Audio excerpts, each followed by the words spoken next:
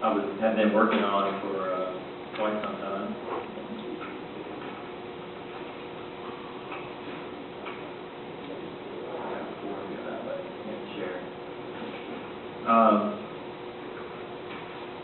One of the stumbling blocks that I thought I heard last month at last month's meeting was that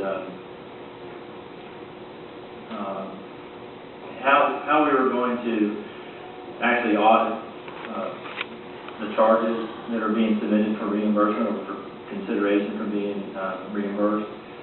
And the legislation calls for a residency requirement, and it calls for the income limitation, an asset limitation. All of these are actually within the HICRA guidelines that we have to follow, with the exception that our income threshold is 200% of the poverty level and not 100. And the legislation states that the providers have to certify the list that the indigent charges that they submit for reimbursement. They have to certify that they are medically necessary. And the final requirement is that the reimbursement is the lower of cost or Medicare reimbursement. And I was hopeful, and I talked with TPAs, and I'll share some information with you shortly on those conversations. I've talked to one of the large accounting firms that actually does the audit, the financial audit for one of the hospitals here, and I've talked with some other folks within the industry as to how we might go about getting this done, who's going to do the work. I've talked with the county, talked with the accounting firm that was here last week from DeLand. I actually talked with Pat about her firm, and she's indicated that they are willing to continue with the bookkeeping work, but not interested in doing any of the audit procedures. That they feel like there's some level of expertise there that they would prefer not to try to address, I think. So with that in mind, I thought that I would try to come up with, and each one of them asked, well, I don't know exactly what are you asking me to do. I said, can you do this? And if you can do it, how much is it going to cost? And it's just been a very difficult conversation with everybody I've spoken to. So I've prepared this document with the intent of putting something out there that maybe we can all agree upon as a basis or a draft of the procedures that we want to have performed, and then we can take that out to the TPAs and to the accounting firms and the other organizations and say, okay, here's what we want to have done. Can you do it? And if so, how much will it cost? I think it'll help us get over that hump. We have, and I'll wait to get to the dollars and cents that I've heard until a little bit later. But this document is entitled "Agreed Upon Procedures," and the purpose of the review, item number 1 there, as you can see, is the process to allow the North Lake County Hospital District to meet the standards set in House Bill 1299. And it refers specifically to the standards fiscal responsibility, transparency, and accountability as identified in Section 8, and specifically in 8D. The bill requires providers receiving payments in any fiscal year in excess of 10% of the tax revenue to have a financial integrity and compliance audit. Item 2, overview of the methodology used for review. Agreed upon procedures. I don't believe, and again, it's not my intent to try to have an accounting and auditing lesson here tonight, but there are differing levels of assurance that are provided by auditing firms, from as low as a compilation where they just essentially, we'll calculate the numbers that you give us, we'll hand it back to you in the form of a financial statement or whatever form you ask for, but we're not going to give you any assurance. Then there's a review, and then there's an audit, and the audit being the highest standard. And even the audit, I want to make sure that everybody's aware that an audit doesn't guarantee that the numbers presented are absolutely 100% accurate. An audit, and this is where I'm going to stop, and after this I'm not going to go much further with the auditing lesson, Auditing 101. But the audit essentially says that we've done tests of transactions, we've looked at your systems, we've looked at your internal controls, we've determined that there are adequate controls in place, that the information that's presented to us is not materially misstated. And that's a long way from saying that these are 100% accurate. But essentially that's what it is. And, we can get into specifics and nuts and bolts and say, well, what ifs and that kind of thing. But essentially that's what it means. So I don't believe that our intent here is to have an audit of the information that's provided from the hospitals.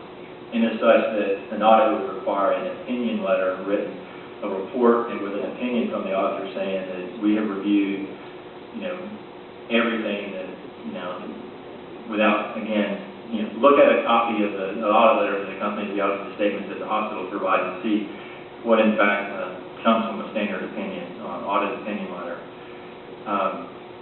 What we can do, though, is, according to the statute, the new legislation that we have to abide by, it specifically calls for the eligibility requirements, and they're very specific in that we have to follow the HCRA guidelines with the exception of the increased income limit, the residency within our boundary lines that are specifically drawn out in the legislation, and then the reimbursement of lower of cost or Medicare reimbursement for the procedures that were performed. And that's where the information that comes from the hospitals, there has to be some level of trust.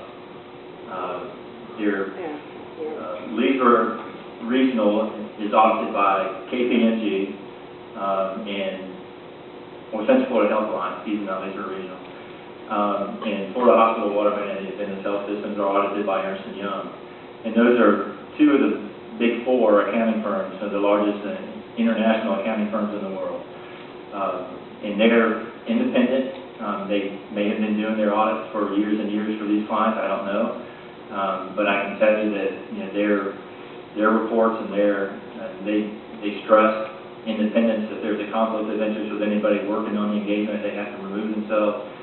So they're looking at the information that's provided by the hospitals on an overall basis, their financial statements, their balance sheet, their income statement, their statement of cash flows, and their footnotes to the financials and what have you. They're looking to determine whether or not they are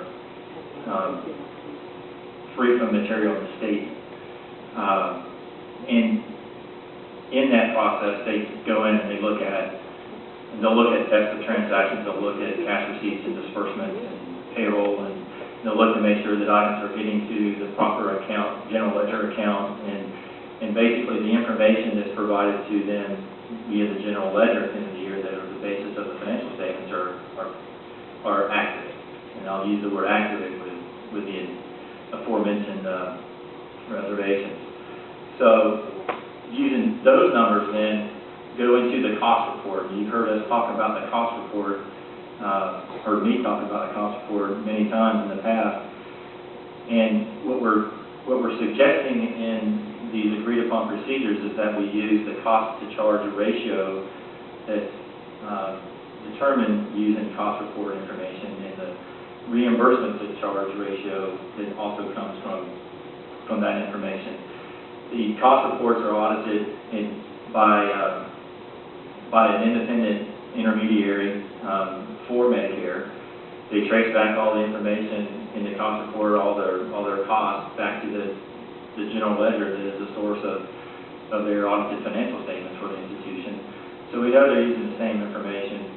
That cost report is audited up one side and down the other, and there are penalties if they are incorrect. So if we can assume that those cost report information can be used as the basis of our audit procedures, that is going to help us be able to go out and actually ask folks to actually perform the audit procedures that we need. But that is a kind of a premise. We go back to the document, Item 2, overview of methodology. Proposed methodology used for the review constitutes an agreed upon procedures engagement. In essence, we would be negotiating with whomever is going to be doing the work and saying, this is what we want you to do, and basically that's why the board has to agree on what we want to do. We're not going to leave it up to the auditors to determine this is what we think, this is how we interpret the legislation. We're going to say, we're going to agree with them, sit down and agree with them that this is what we want, what we feel like is going to be necessary to audit the information in accordance with the legislation. We recommend using information standards that are published by Medicare programs such as hospital-specific base payment rates, case weighting for individual claims, in parentheses DRG listing, calculation of reimbursement to charge and cost to charge percentages that result from the most recently filed Medicare cost report. The cost reports are filed on an annual basis. Medicare cost report is a required filing to settle payment differences between the hospital and Medicare. Medicare cost report uses the hospital's audited financial statements as a basis for total operating costs and revenues to establish the relationships of cost to charge. The Medicare information is widely used and publicly available. Additionally, it follows specific rules for the determination of costs, charges, and Medicare payment. The Medicare information is audited by Medicare for accuracy and is reconciled to the annual audited financial statements. And the rates change, the cost to charge ratios change on an annual basis. These costs are not fixed. It's really based upon the costs that are incurred, which are a function of the types of procedures and the number of procedures that are performed throughout the year. The agreed upon procedures, the following procedures are being proposed to validate that the accounts noted on the quarterly account listing meet the district's guideline for indigent care eligibility, and the corresponding indigent care costs are consistent with the district policy. The sampling of the population. Industry standard statistical sampling technique will be used in lieu of testing 100% of the population. A minimum of 50 cases per provider per quarter. If errors are noted in the original sample, an additional sample may be selected to determine the financial impact to the report. Medical necessity. Validate there is a physician order in the medical record supporting ancillary services performed in inpatient admission, if applicable. And what I found in my conversations with the various folks that I've talked to the last month since our last meeting was it's going to be very difficult to audit medical necessity. It's very subjective, and it obviously requires some specialized knowledge. There's the auditors, for instance, indicate they'd be happy to audit the financial numbers, and we can verify the charges associated with the procedures performed, and we can use the cost-to-charge ratio to determine the cost, and we can use the information that's provided for Medicare reimbursement for each hospital to determine the Medicare reimbursement rate. But we'll stop there. You know, we're not interested in looking at the eligibility of the patient, and we're not interested in looking at the medical or opining on the medical necessity issue. So that's something that we're going to have to agree to as a board as well. What will suffice in that regard. Eligibility, validate documents in the charity application file that the account meets the proof of identification, that they are who they say they are, residency and income eligibility criteria. 1, validate proof of the patient's identification. Acceptable documentation includes birth certificate, state-issued ID, social security card, etc. And those, again, that information or those acceptable criteria or acceptable documents come straight from the HCRA guidelines. 2, validate there is documentation supporting that the patient resides in the North Lake County Hospital District boundaries as defined by pages 2 through 5, lines 54 through 130 of the Florida House of Representatives Bill 1299. Acceptable documentation includes property tax bill, utility bill, rent agreement, vehicle registration, driver's license, etc. Again, coming from the HCRA guidelines. And I know that the live stream folks in particular had issues with that because there's a lot of folks that are homeless that don't have documentation or an address that they can give. And I believe that HCRA guidelines state that absent all those other documents that an attestation from them or where they live, whether it's under the I-4 interchange, it won't be I-4, but something along that nature would have to suffice. We would have to accept that. Validate, number 3, validate there is documentation supporting the patient meets the income eligibility criteria. Income does not exceed 200% of the federal poverty level. Acceptable documentation includes a report by an industry standard presumptive eligibility system. Most recent tax returns, last 3 pay stubs, previous 3 months of bank statements, and any other documentation supporting proof of income.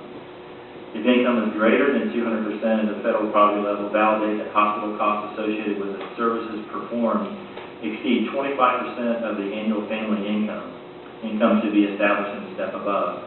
And again, that is also within the HICRA guidelines. It indicates that, you can't automatically exclude an individual from eligibility just because they don't meet the 200% of federal poverty guidelines if, in fact, the costs associated with the care they're receiving exceed 25% of that income. And lastly, perform an asset review test as described in the HICRA guidelines. And I believe that's based upon how many members of the family. If it's a 2, 3, 4, 5-person family, there are different levels of assets, or amounts of assets that they're allowed to have and still maintain eligibility. They can exclude a personal residence, they can exclude a car, one car, not more than one. They can't have an RV and that kind of thing. So, I mean, those are the types of things that will be looked at in their eligibility documentation. And then finally, lower Medicare payment or cost. And this is where it gets confusing. I've heard me talk some of the lingo, and it's just a put on, really. I don't really understand it. I mean, it's totally. I understand enough to talk it, but if there's any specific questions, it's going to have to be answered by those folks over there. Medicare inpatient. There's a difference between inpatient and outpatient reimbursement. That is one thing I have learned. From the CMS.gov website, download the latest hospital-specific reimbursement information and DRG case rate listing. And I understand that each hospital is given an amount. And I'm probably going to already butcher this, but there's a unit, and I believe the number that I was shown from the information that was brought to me by Waterman was one unit was $5,549, something to that effect. And all the DRGs, diagnosis-related something or other groups, they have specific percentages or number of these units that are assigned to them, like a heart transplant is going to have multiple units. It might have 20 units at $5,000, $500 a piece, so the reimbursement for that would be $110,000. But if there's maybe some other type of procedure that would be 0.5 or 0.1 units, so it would be $550 would be their allowance. And that is specific with each hospital. Leesburg is different from Waterman, but that information is available, can be verified from the Medicare website. Recalculate Medicare inpatient payment by multiplying the hospital-specific payment rate. That's what I was just phone number, identified by the DRG case rate. Okay, so that's how we would come up with the Medicare reimbursement for inpatient procedures that are performed. Outpatient payments are a little bit different. There are not DRGs associated with them. There are APCs, which I mentioned last month, and I couldn't remember what they stood for either. But hospitals, from the hospital's last as-filed Medicare cost report, divide the Medicare outpatient reimbursement by Medicare outpatient charges. So you get a reimbursement to charge ratio. And that would be applied to the outpatient services that are being provided to the indigents that have been identified. And that would be the basis for the outpatient payments. And there are more outpatient payments than there are, or more outpatient encounters than there are for inpatient. So there's significantly so. And the reimbursement is a lower cost for Medicare reimbursement. So the last thing is the hospital cost. Determining the hospital's cost. From the hospital's last as-filed Medicare cost report, divide the total operating cost by total patient charges. So that's the cost-to-charge ratio that we were referring to. Apply that percentage calculated above by the patient account charges to determine an estimate of the cost. We talked previously that hospitals are such, their cost accounting systems don't allow for cost to be specifically identified and follow a patient around as he goes to different areas of the hospital for different tests, and, you know, in the hospital room, and all the overhead and stuff that's attached to it. The big pool of costs that are incurred to provide the services as a percentage of the charges that are made for these procedures gives you that cost to charge ratio, and then as you identify indigent patients and the charges that are applicable to those patients, and you apply that cost to charge percentage to those charges, you come up with the cost number. So we now have the cost number, and we have the Medicare reimbursement number. The lower of the two is the amount that gets approved for payment by the tax district dollars. So that's really where, you know, I'm looking at, if we can get some kind of an acquiescence amongst the majority of the board for these procedures, or for these audit procedures. If everybody understands, even if they don't, you can ask questions, and there's some folks here that can maybe do this a lot better than I just attempted to. But if we can get some acquiescence as to using this as the basis of the procedures that we want to have performed, and then we can go out and actually ask TPAs, accounting firms, other individuals, possibly the county, see how they would react and what kind of costs that they might estimate to actually prepare and provide these services to us. So I'll open it up for comments at this point.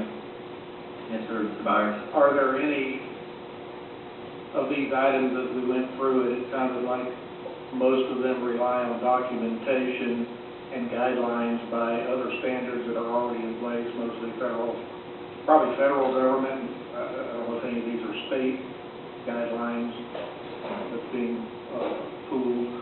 I think Medicare is federal. Well, that's federal, but I wasn't sure whether that covered everything. But most everything you referred to was the HCRA. ICRA guidelines, right. And we've got an expert. Well, we did have an expert now, then she left.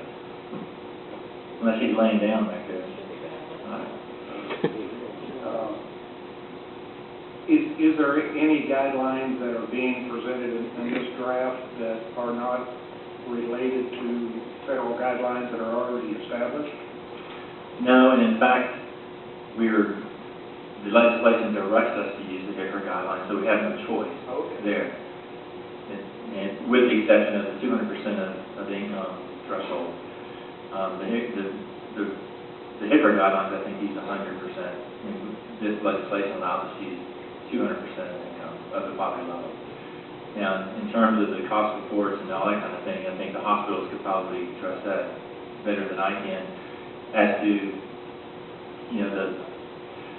how that's looked at, who looked at it, how often it's looked at, in what detail, if there's some concern. But that is an industry, healthcare industry guideline that's used in many cases. Just in my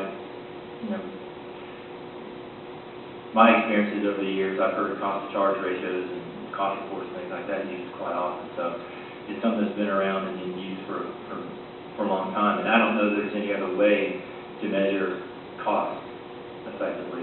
There's really the cost accounting systems that would have to be in place would just be too burdensome, I think, to actually track individual costs with individual patients as they go through the hospital. So this method of using the cost to charge ratio, I think, is the industry standard.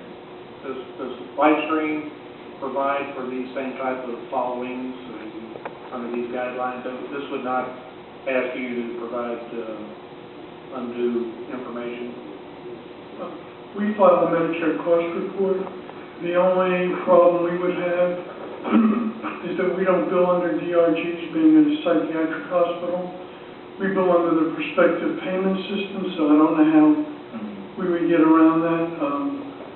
And that's a payment system based on, as the person presents in the comorbidity, which would include physical ailments that they may have. So what we get paid is a calculated amount by Medicare. It's not, where if I go to Phil's Hospital or Ken's Hospital and I have open heart surgery, that they're billing under a DRG for my my surgery. Is your reimbursement rate easily compared to a cost figure? I mean, Yeah, is your it's cost all- figure, do you calculate the same way? Yeah, the cost to charge ratio, Ken, is right there. In fact, I gave it to you. Right, I right. mean, that's not a problem for us. So it comes down to lower of cost for Medicare reimbursement, and your Medicare reimbursement is just done a little bit differently. It's not done on the cost to charge ratio, but rather is it the periodic payment system? No, it's really based on each client, and the paperwork that we submit, it's somewhat similar to them, but it's, you don't have these units that you're talking about.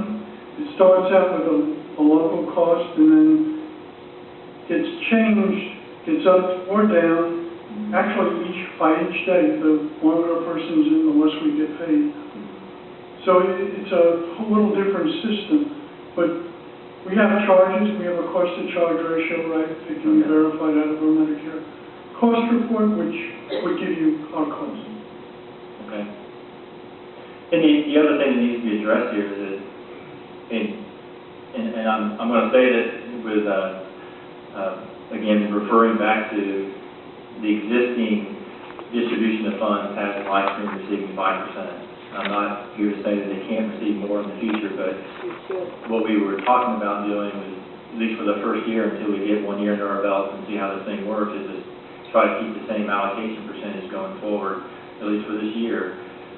The legislation indicates that only the providers that receive more than 10% have to be audited. The board can choose to audit other providers that receive less than 10%. So technically, if they receive 5%, they wouldn't have to be audited. I mean, this board may decide that, yeah, we want everybody to receive some of the money to have, another set of eyes looking at it, but I just want to throw that out there. Who would incur the cost of that audit if it's not required? Us? The No, we're going to pay for all of it. The taxpayer. Yeah, regardless. Yeah, so whether they could receive 10% or not, it's going to be a cost of ours. So, yes, ma'am. Mr. Chairman, I heard you say, when you were going through this material, that there were more outpatients than inpatients? Encounters, I believe. I believe that's correct. Why would we have that? You want to come up, please? Sorry.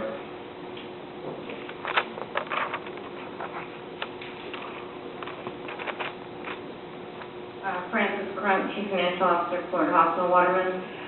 The reason there's more outpatient procedures is primarily related to the fact of the uninsured use of the emergency department. So we incur a lot of visits that don't result in admission, but if a patient does present to the emergency department and is admitted, then they're captured on the inpatient side. But there's multiple emergency department visits, and as well as follow-up post-discharge, that would be on the outpatient side. So the dollars are very comparable in terms of the costs incurred for the inpatient, outpatient side, but the quantity of generated encounters on the outpatient side is many, multiple times the inpatient.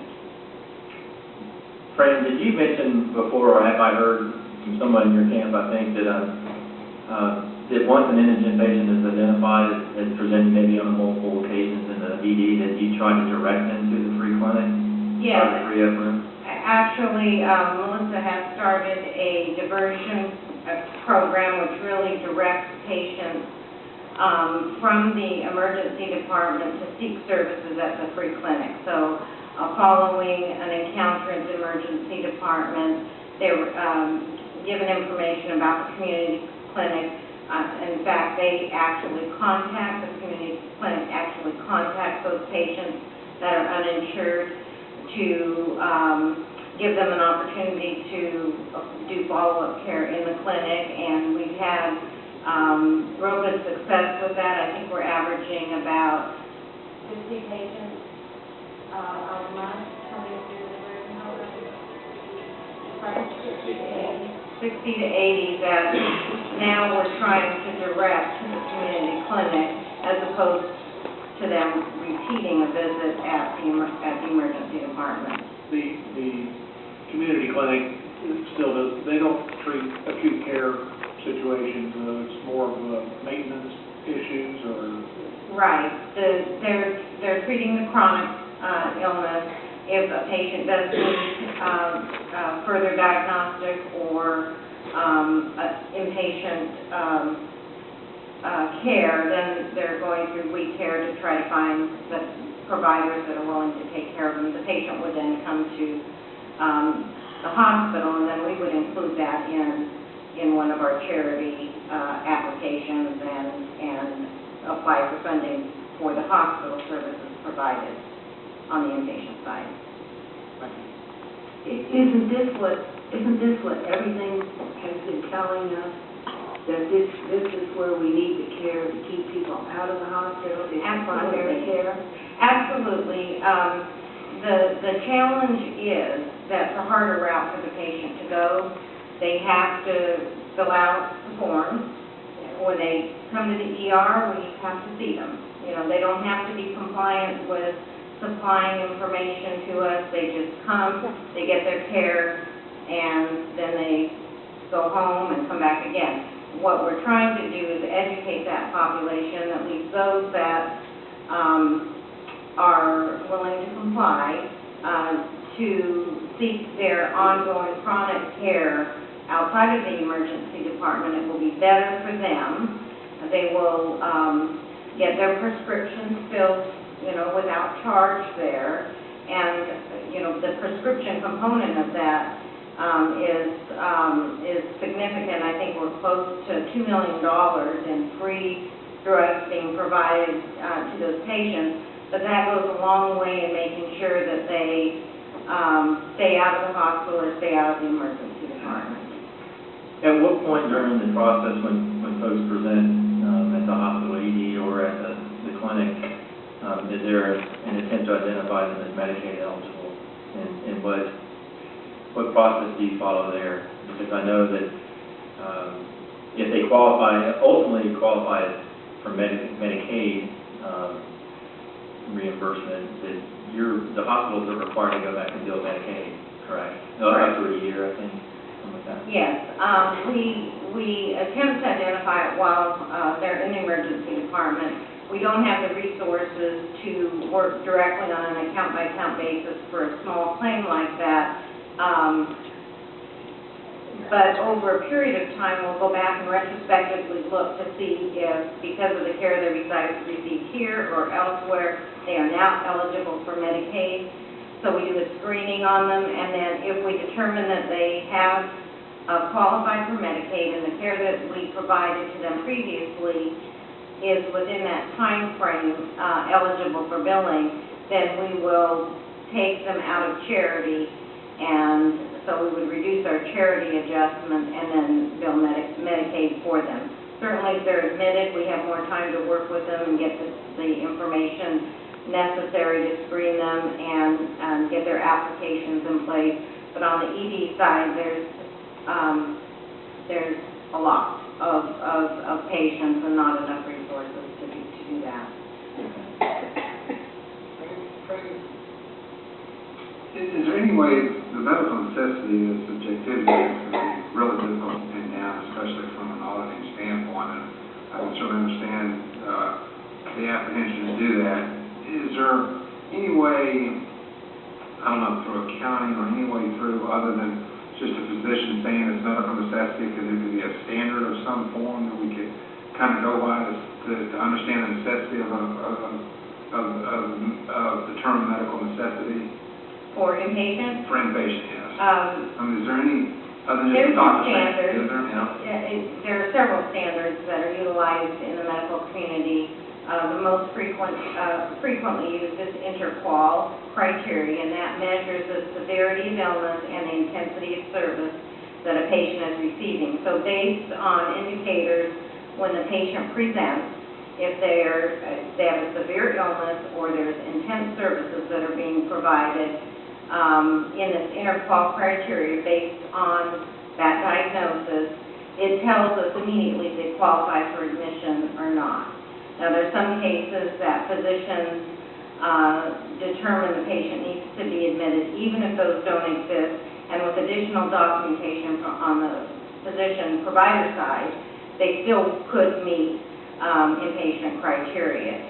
But the interqual criteria or Milliman and Robinson criteria are the two standards that most payers use. And so the payers are facing the same situation that you are here. They're looking at the necessity of the admission, and they audit, test, and look for indicators to identify if they need to look at a inpatient admission further to determine if it was medically necessary. But that would In the proposed audit process, I mean, what would the auditor be looking for the medical necessity? Is there some box they check and say, I've checked interqual criteria and this patient qualifies, or is there a written statement from the doctor, or what exactly would they be looking for? Well, if they looked at the discharge summary, they could see the rationale. They could probably, if they have clinical background, look at that. I would try to determine if there was something that we could provide to show that it met the criteria in advance, and I don't know the answer to that. If we could pull the documentation from Interqual and say these things were met, and then somebody could look at the patient record if they wanted to confirm that that those existed, and that would justify it. So, in the agreed upon procedures that have been presented tonight for consideration, under medical necessity, it says validate there is a physician order in the medical record supporting ancillary services performed in inpatient admission if applicable.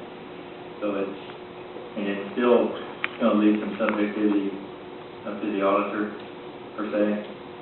I'm just making a statement like that. So, with regard to interqual criteria, I had an email conversation with Mr. Madison, and I'd like to read some information that he sent to me. Medicare requires that we justify medical necessity using interqual criteria. That is a very specialized skill set by those with a clinical background who are trained in interqual criteria. I Googled interqual and came up with this definition: a set of measurable clinical indicators as well as diagnostic and therapeutic services reflecting the need for hospitalization. Rather than being based on diagnosis, they consider the level of illness of the patient and the services required. Thus, they serve as a criteria for all acute hospital care, regardless of location or size of the hospital. The criteria are grouped into 14 body systems, and there are 3 sets of criteria for each body system: severity of illness, intensity of service, and discharge screens. Our case managers all understand the criteria when we utilize it daily. We are regularly audited by Medicare intermediaries in their review of claims. There are penalties for fraudulently submitting claims that don't meet criteria, so we are set up to justify claims we submit. In that context, it is part of what we are already doing out of necessity. So, again, you can see, that while the legislation says, and again, I think the legislation just says that the hospitals have to certify, or providers have to certify that there is a medical necessity for all the charges or services that were provided. And I'm sure that wouldn't be a problem, but if we were going to actually try to audit it, it brings in a load of subjectivity, and again, within the healthcare industry, this is a standard. Interqual criteria is a standard that they all have to follow. And, is that going to suffice, that is in fact kind of built into their operating procedures at the hospital and in their certification that everything is medically necessary. Is that going to suffice for our purposes from an audit standpoint? So, again, thank you, Fran. That's what I wanted to try to put together tonight, if I could. And going forward, with that, I had several conversations with TPAs. I mentioned that the TPA that was indicated being used with the West Volusia Hospital Authority, HS1, but I can't remember what it stood for. Chairman, if I could review allow any public input? No. I indicated we were. Okay. we'll probably open it up again next month, but I'm trying to get to a load of stuff here without trying to complicate matters a whole lot. I'm already confused as the HS1 provided I guess it was, you could call it a proposal. I didn't ask for one, I just kind of asked, can you do what we were asking to do? And I provided them a copy of the House Bill 1299, and they came up with this proposal. And it was forwarded to you several days ago, I believe, and actually it was sent to you on Monday. I received that at 3:09 on Monday afternoon, and I had been requesting that for 2 weeks. So I apologize for not having a whole lot of time. You didn't have a whole lot of time to go through it, but if you go back to that next to last page, it indicates that their base charges, and it's based upon an estimate of the number of encounters that they would have to audit. And essentially, they're proposing a system that's exactly the same as what West Volusia has in place, where they issue a card, the applicants come in, they determine whether there's a eligibility or not, and they give them a card that's good for a certain period of time. I think there's the 6 months we had talked about. If we went that route, we'd go longer, so we wouldn't have to duplicate that process. And they go through that eligibility process, and all the claims that are submitted by the various providers, and they have primary care clinics that those cards are taken to for primary care, specialists, hospitals, from multiple sources. Again, completely different from what what's being proposed here in Lake County. Their costs are based on the number of claims they have to process and the number of applicants that they have to determine eligibility for. Their cost was $10,000 with a flat monthly fee, and that was based on 715 encounters per month. Any encounters in excess of 715 per month would be charged at a rate of $12.50 per each. And again, we don't really know how many encounters we're going to have on an annual basis until we get into this whole thing. And the application process, they indicated they would process the application for $21 per application. And that would probably be a function of the number of encounters. I would assume that there's going to be multiple patients that will have multiple encounters, so there wouldn't be an application that would have to be processed for every encounter. So it would be some percentage of that. And there has been an estimate of maybe 75% of those encounters would in fact be individual patients. And based on an estimate of say 6,000 encounters per year, and that may be half of what there actually are, I don't know. But 6,000 encounters, 75% of those are individuals. That's 4,500 applications that would have to be processed, times $21 is $94,000, almost $95,000.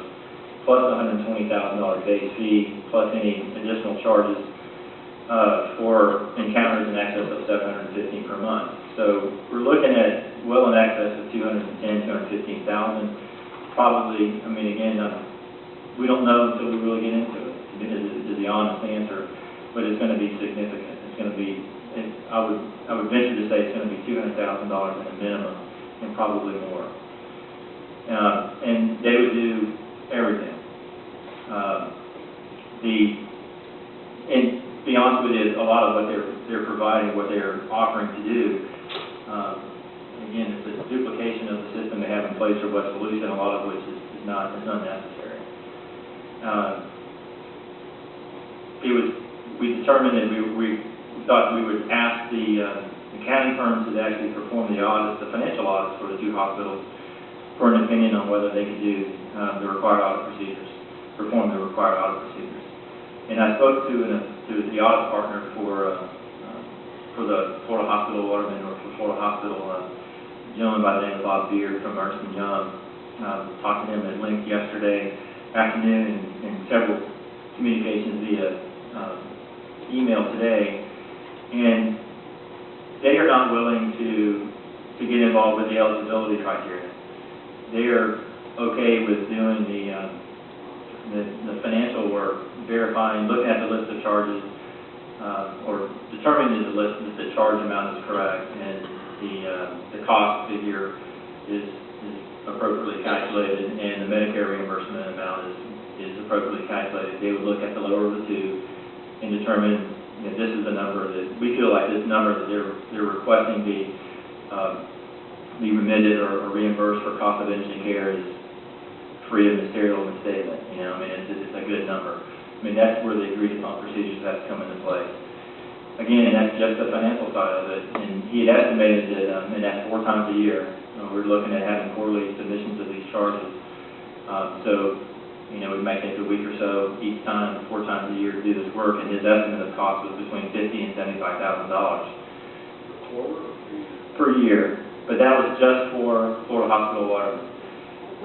Their internal policy precludes them from, they can do agreed upon procedures for a non-audit client, such as Central Florida Health clients, but they have to get some level of assurance with regard to the systems that create the information that they're going to be looking at. So they would have to prepare and do some additional work in order to get to that level, that comfort level, before they would actually perform the agreed upon procedures.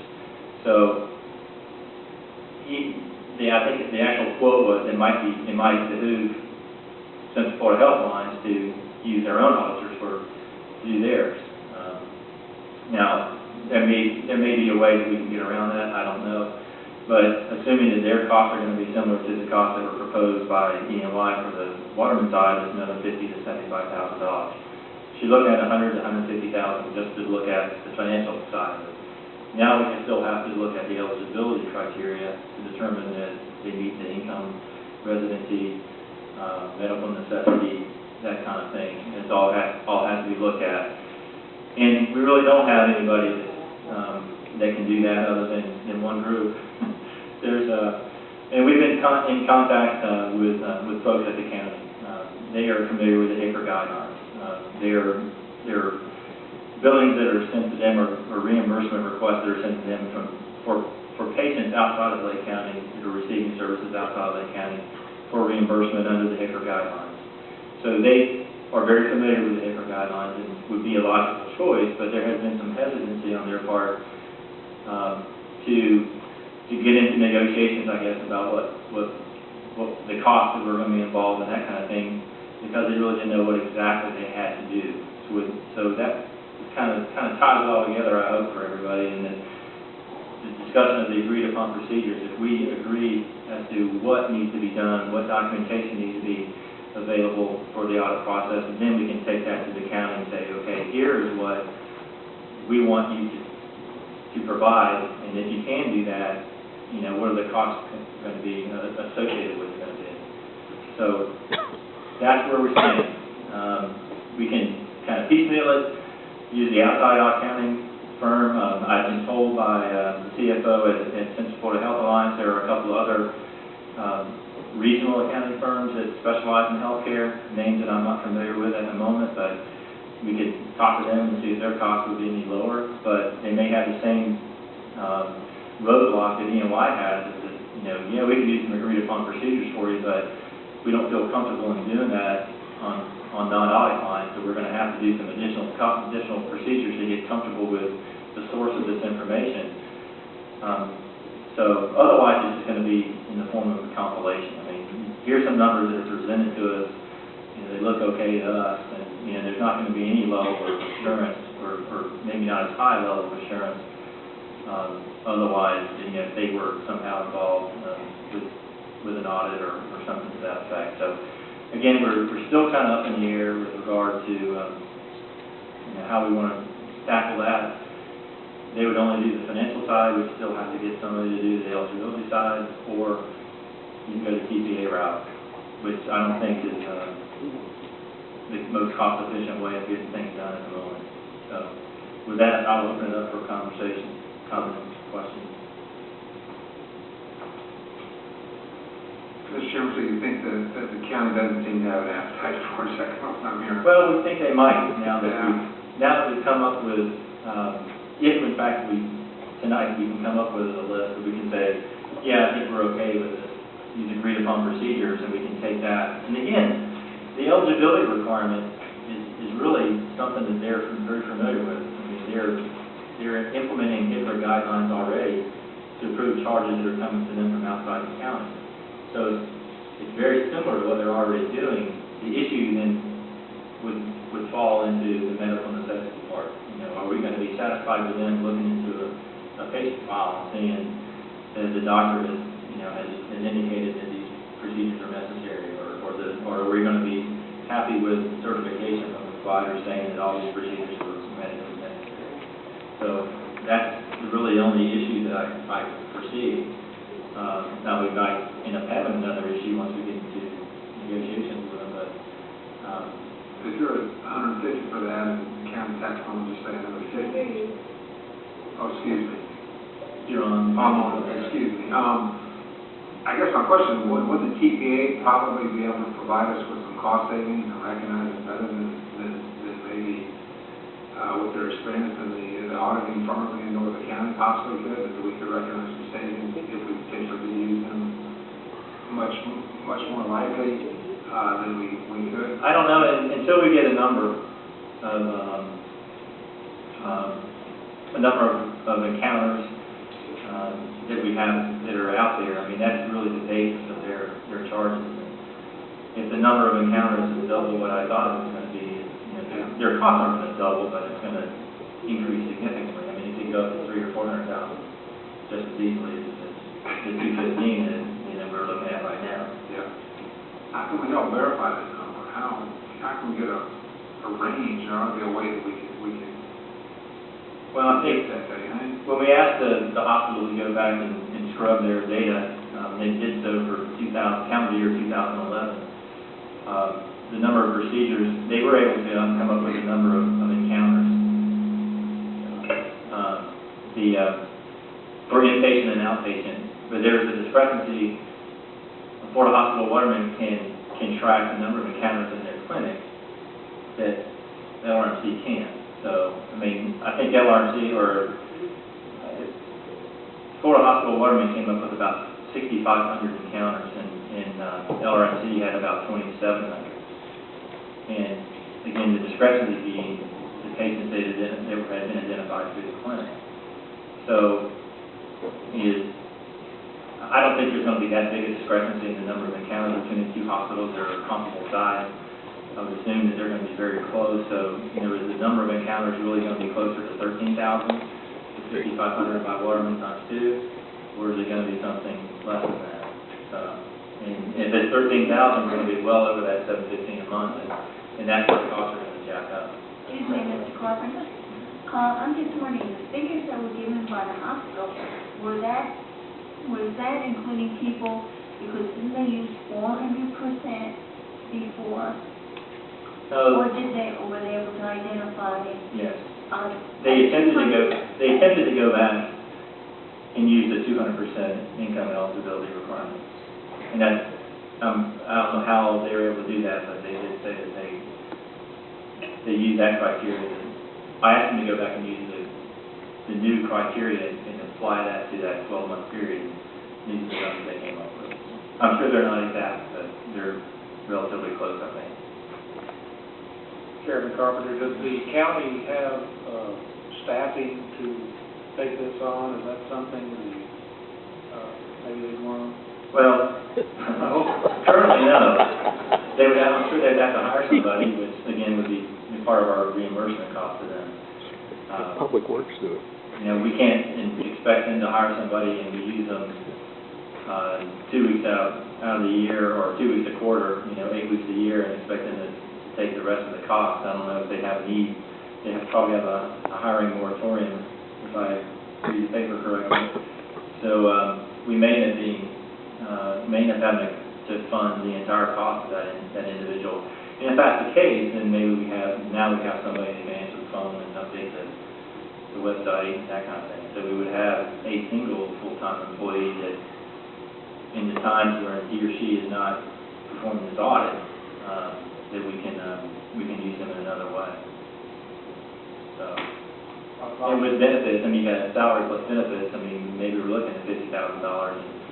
So if you add that cost to the estimated cost from the big accounting firms, where, like Jerry said, we're back up to 200,000 level. So if we go back and look at using other, maybe less expensive accounting firms, I can contact these two regional firms and see if they have an interest in if their costs are any lower, or if they have the same issues. They're not an audit client, we're going to have to do a lot more, so the costs are going to increase back up to where they were with the big firm. So again, I'm just rambling on, but I think there's a lot of uncertainty there. We don't necessarily have to make a decision tonight, what we're going to do. Yeah, but I mean, we need obviously, we need to get some dollars in front of this, some hard cost proposals, RFPs, and I guess that's the whole purpose of this. what I would like to walk away from tonight is some approval that we can use these agreed upon procedures as a basis to go out and negotiating and getting some hard numbers from some folks and saying, okay, this is what we want you to do, and can you do it, one, and number two, so how much is it going to cost? And then maybe in August we can have some numbers that we can actually look at and make a decision on. And they would understand if we were to move forward with something like this, it's a work in progress as well. Absolutely. I believe that in all my conversations with these folks, I've told them that there's probably going to be some tweaking in this legislation. It was written as well as Representative Vest could possibly do it, and, based on the complexities of the healthcare industry that I've become aware of in the last couple of years, and, he did a pretty admirable job, but there are definitely some holes that need to be filled and closed. So I would definitely say that there's going to be some changes. They're going to be necessary. If there's some way that, that the board wants to try to get more funds into clinics, primary care clinics, there'll absolutely have to be a change in the legislation to do that. So If we choose not to follow through and use this as our guideline for requesting information, kind of back to square one yet again. yeah. And while I'm sure the legislature would allow us some wiggle room on timing for our lack of meeting times, once a month now, which is still far more than what we had originally signed on for. I think we got to do better otherwise. We've got to move forward with something, and realizing we can tweak it as we move forward. I guess tweak is a technical term. Yeah. I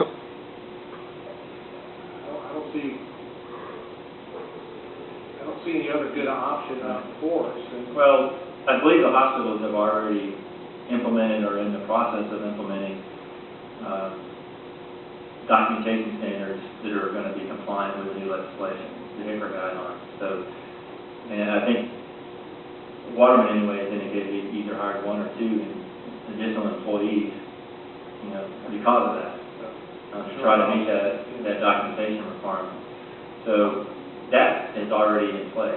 That they're already going forward as we now have to comply with the HICRA guidelines with regard to eligibility, and the financial computation is going to be fairly simple.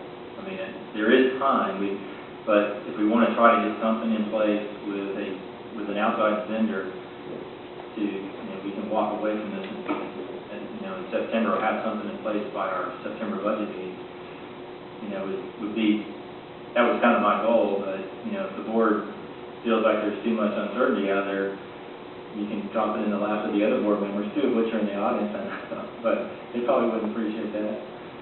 So I think that great guidelines, Sharon, I am concerned. I think that these applicants are going to get up to 13,000 if you take your 70% rule and your 21 bucks plus your 12.50 a shot, to get those levels, you're going to be up to getting up to 400 grand probably. yeah, well, and that kind of makes sense because of the West Volusia folks. I mean, they were paying $800,000 for that, but they had about double the amount of proceeds that they were administering too, so it kind of makes sense.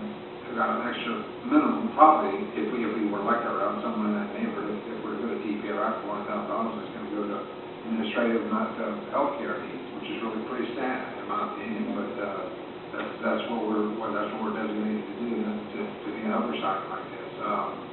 I personally think it's a good move. I think you got a great outline, and if you need some, in my opinion, to move forward on this as a basis for negotiating, either with TPA, Van Northern County, or what you see fit, I think you've done a great job putting this together. I'm for it.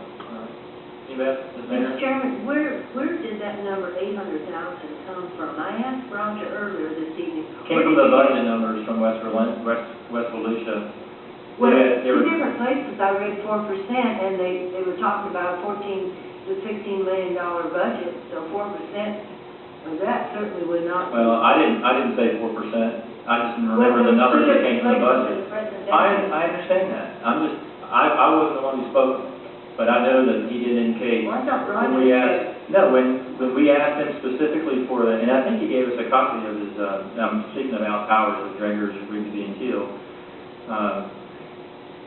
There were two contracts that were in place with the TPA. One was for about, $600,000 for claims adjudication, and $110,000 for eligibility requirements, so that was $710,000. I got that. And there was another $100,000+ that was paid to the accounting firm for the various stuff that they did. I remember. So there's the $800,000. Adding up several different totals.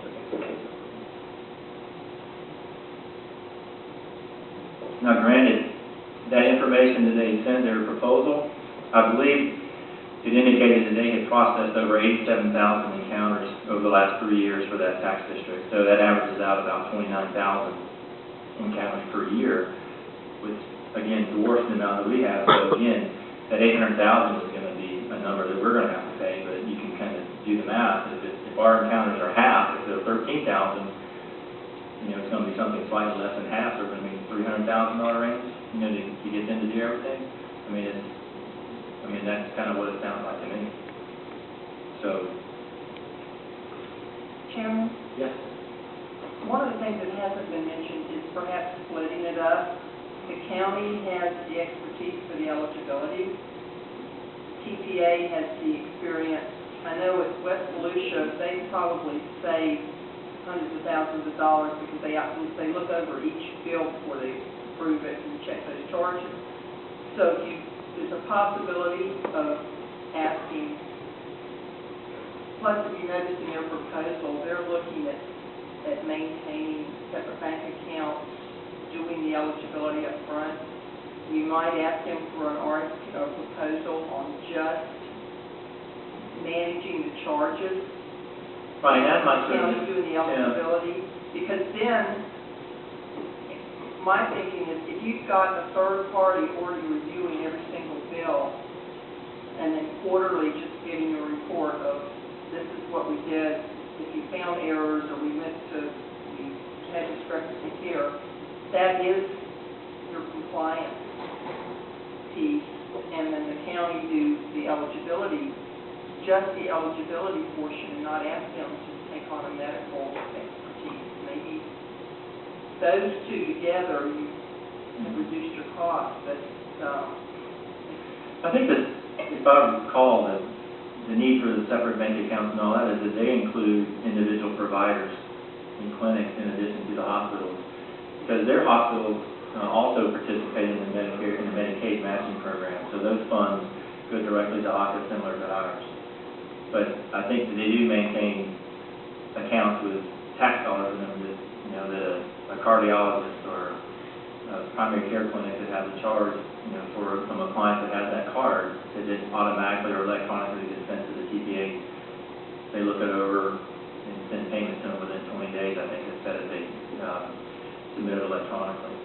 So it is absolutely a different program or different system than ours. I don't know that they would be interested in doing it if we said, well, we want to carve out all this, and this, and we just want you to do this part. I'm happy to go back and have that conversation with them and ask them if they're interested in doing that, but it's been kind of like talking to, the deaf ears. I mentioned that, we may not be interested in replicating the system that's in place at West Volusia because we don't think it's necessary, but yet they came back with a proposal that was just that.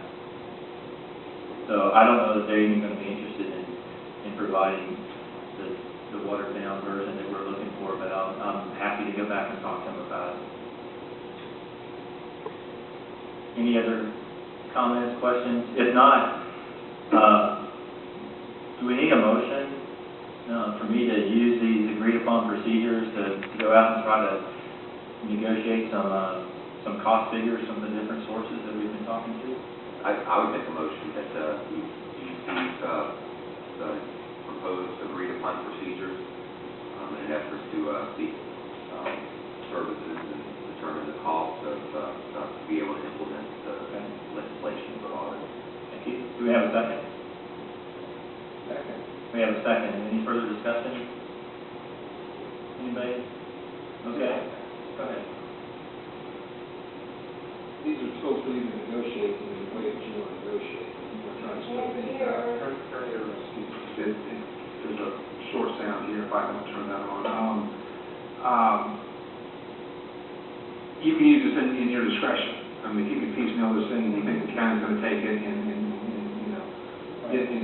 so this is your running papers here. Yeah. And my goal is to try to come back with the most cost-efficient way of getting this done.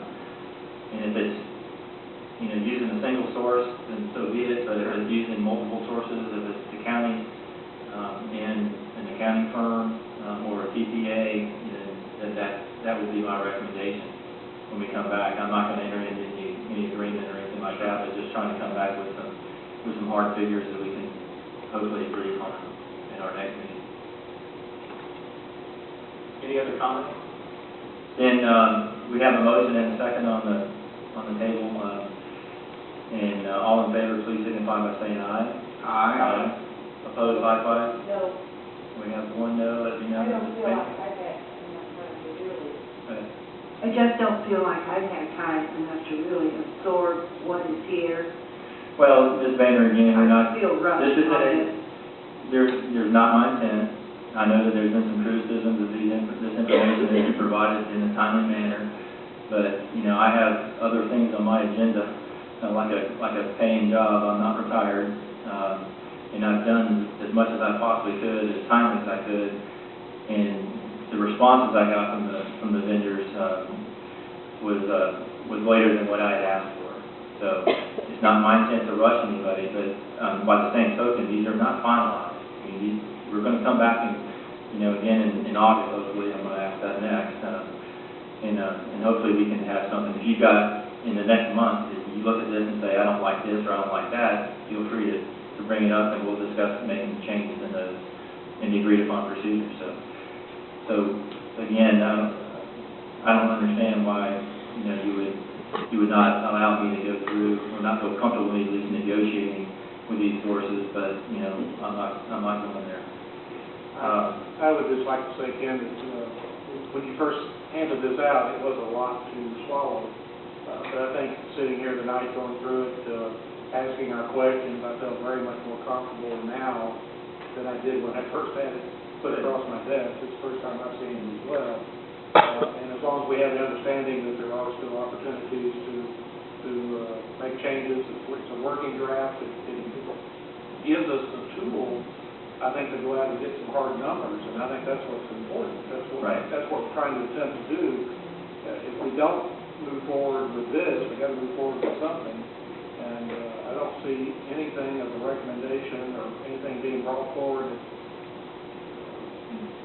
has any efforts to this degree at all put forward. I certainly haven't had the time, and I commend you for taking the time to put this together. And it's obviously evident that you put a ton of man hours behind it. So thank you. You're welcome. Next is the need for an August special meeting date. Again, I would like to, and I apologize for doing this in May, June, July, and August, but again, trying to meet that September deadline for our budget meeting. I'm hopeful that we can get together in August and wrap up the agreed upon procedures and hopefully enter into an agreement or with the folks, the outside parties, they're going to be performing these audit procedures. So I know there are some dates that have been floated out. to the members, and I believe was it August 23rd? That's Was correct. the one that was most preferable? Thursday, August 23rd Okay. at 5:30. Has that changed for anybody? Is Thursday, August 23rd at 5:30 still good for everybody? Okay, then so be it. We'll have another special meeting, August 23rd at 5:30. And in my conversations with the hospitals, they've asked, in our regular, budget meetings that are normally held in September, on occasion, they're willing to provide us any information that we ask. And I truly believe that. They've given me anything and everything I've asked for. And a lot of times I put them under time pressure, and I appreciate their willingness to help. But in trying to avoid that time pressure, if there's any other information, any specific information that the board would like to see in September that we can give them a heads up on, maybe have that ready and think about it so we can discuss that in our August meeting, so we can give them a month or so to work on getting that put together for us. Again, anything and everything that you want, they've essentially offered that to us. So with that, if there's nothing else. I do have one housekeeping thing. It's in regard to your email addresses. I received these last night, and email addresses have been set up for all of the board members. It is your initial and your last name, and it's at northlakecountyhospitaldistrict.org. So it's B. Bone, F. Grossi, J. Brown, K. Carpenter, M. Boehner, R. Byer, at northlakecountyhospitaldistrict.org. The webmaster has asked me if you do not wish to access these, he will be glad to forward the emails directly to your personal addresses, but you need to let me know if you want him to forward your messages to another email, so you would check those regularly. So if you will just let me know, I will email this to you tomorrow, and you can let me know whether you wish to receive it through your personal addresses. The addresses will not be out there in the domain, but if you want to forward it, you can let me know tomorrow. Would you take a point of information from the public? Absolutely, Doctor. Just to let you all know, I think that Mr. Bailey gave you some idea of the fact that there has been a report that has been published by Well Florida, and indeed it is an update of the 1993 study, and I would suggest very strongly that this is something that you read, because it's not only a book publishing all of the statistics, and this is available through the health department, but if you go online, there is the text document that explains a lot of these statistics, and it really gives you an overview of the status of healthcare in Lake County. And it comes from not only Lake County, but also from the state as well as from the national picture. So I can't urge you enough, because I think it's so relevant for this board. As a former member myself, this was something that I felt was necessary back in 1993. And Mr. Madison was kind enough to point me to this particular document. It is without question well worth your reading. Thank you. I agree. I have taken a look at it, and there is some good information there, so thank you. Ken, didn't we provide that to all of the members? What's that? It's available online. Yes. And it's through Well Yeah. Florida, and the bound document I received from the health department. And that's Yeah. the statistics. I was forwarded an email with a link to that site, and there's all the different sections have different PDFs, and you can click on each one and look at it. The executive overview and summary is a good one, with all the detail and stuff behind it, if you want to dig into all the minutiae. With that, meeting adjourned. Thank you. See you in August.